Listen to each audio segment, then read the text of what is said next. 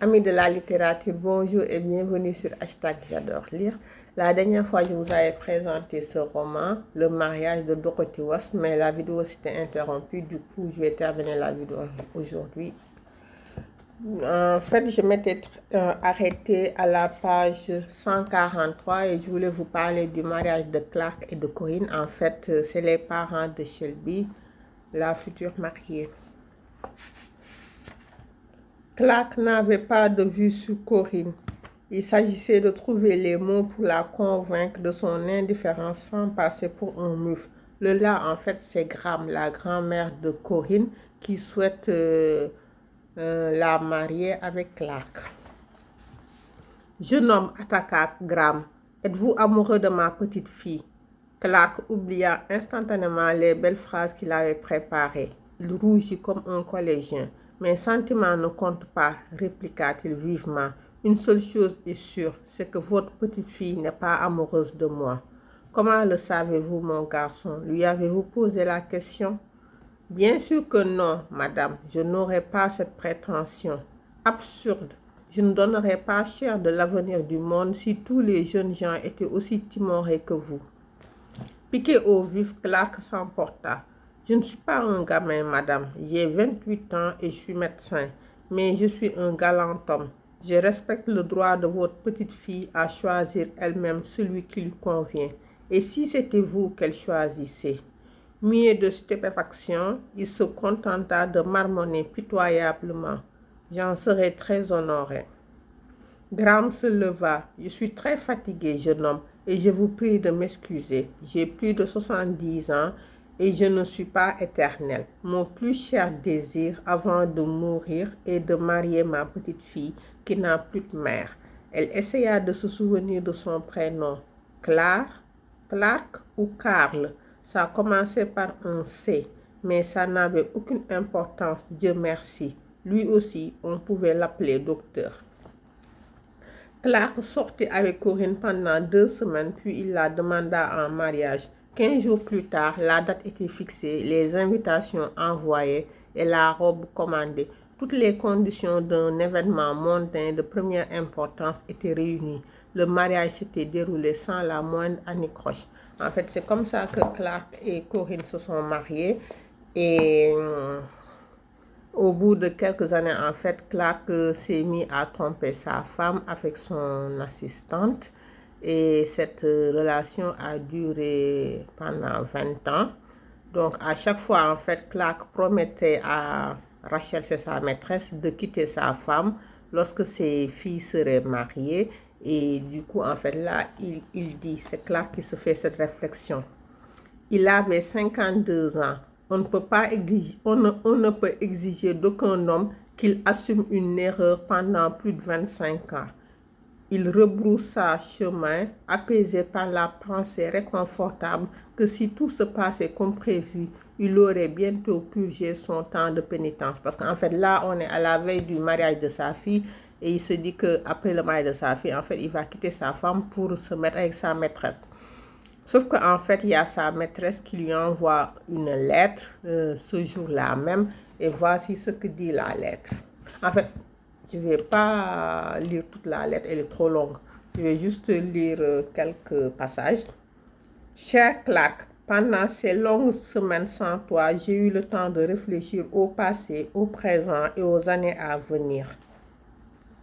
J'ai 39 ans, en décembre j'en aurai 40 ans. Tu comprends, Clark, une femme panique si elle n'est pas mariée à la veille de ses 40 ans. Elle sait, et je sais, que le temps perdu ne se retrouve jamais. Une décennie de plus et j'aurai 50 ans.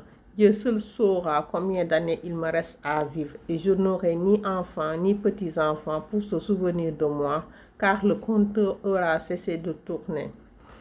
En fait, comme quoi, maîtresse d'un homme marié, c'est pas un métier d'avenir. En fait, ils sont ensemble depuis 20 ans. Et pendant toutes ces années-là, la fille, elle n'a pas eu d'enfant. Parce qu'elle, comme elle le dit, ouais, elle ne voulait pas avoir des enfants, bon, comment dirais-je, illégitimes. Et du coup, en fait, Elle a rencontré un homme et là, en fait, la lettre, c'est juste pour lui dire au revoir, en fait.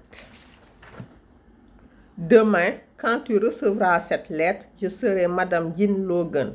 Pas de cérémonie, juste lui, moi et un juge de paix. En fait, c'est ce que je disais, que c'est des mariages qui ont tout sauf du romantisme. Après, elle dit, Jim a travaillé toute sa vie comme employé municipal, sa retraite sera confortable. Quant à moi, j'ose espérer que dans un cabinet médical ou un hôpital, on me considérera que mes années d'expérience valent bien un entretien et dans le meilleur des cas, une embauche. Donc en fait, elle cherche à se mettre à l'abri. Et elle dit, je dormirai dans mon propre lit, mais je ne le repousserai pas s'il désire m'y rejoindre. Il aimait sa femme, je ne la remplacerai jamais, pas plus qu'il ne te remplacera. La compagnie d'une épouse lui manque, j'ai besoin du sentiment de sécurité que donne le mariage. En fait, là, elle va se marier avec un veuf et voilà. Je ne regrette pas les années que nous avons passées ensemble et je ne les oublierai jamais. J'ai écrit cette lettre 3 fois, mais elle se termine toujours de la même façon. Je te souhaite tout le bonheur du monde, Clark. Et j'espère que tu me le souhaites aussi, Rachel.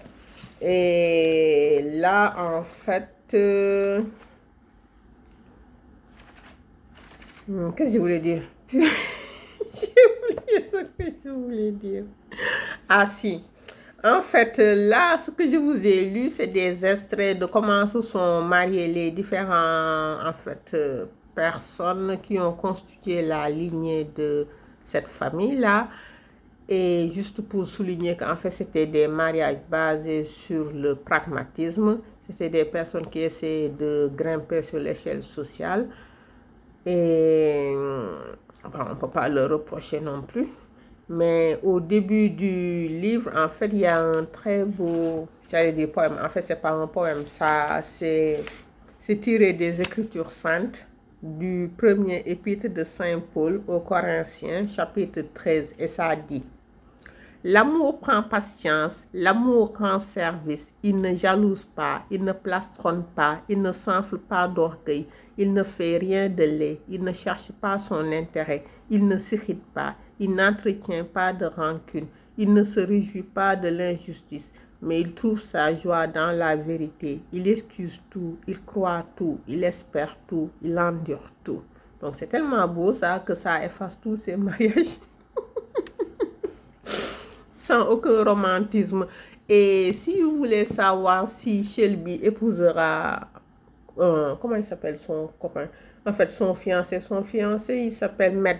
En fait, ce qui est marrant dans ce livre, c'est que Matt, lui, il n'apparaît à aucun moment dans le roman. En fait, il y a juste un moment où la fiancée dit que son fiancé est à l'hôtel avec son témoin. C'est le seul moment où on parle de lui et en fait, ça me fait penser au mariage au Sénégal. En fait, au Sénégal, on peut aller à un mariage, passer toute la journée au mariage et rentrer chez soi sans avoir rencontré le mari. En fait, chez nous, les mariages, c'est souvent c'est l'histoire de un mariage, en fait, c'est le mariage d'une fille, en fait. C'est la fille qui accapare tout le mariage et tous les regards sont tournés vers la fille que des fois, on en oublie même le marié. Et là, en fait, dans le livre, on parle pratiquement pas du marié. Mais si vous voulez savoir si Shelby et Matt vont se marier, et si vous voulez savoir aussi, en fait, la personne que la mort va emporter, parce qu'en fait, au début du livre, il y a la grand-mère, l'arrière-grand-mère, Graham qui fait sa prière pour échapper à la mort. En fait, si vous lisez le livre, vous saurez qui sera emporté par la mort et si Shelby et Matt finiront par se marier ou pas. En tout cas, c'est un livre très drôle, même si les passages que je vous ai lus ne le sont pas. Mais en tout cas, c'est un livre très drôle et je vous le recommande. À très vite sur hashtag j'adore lire. Bye!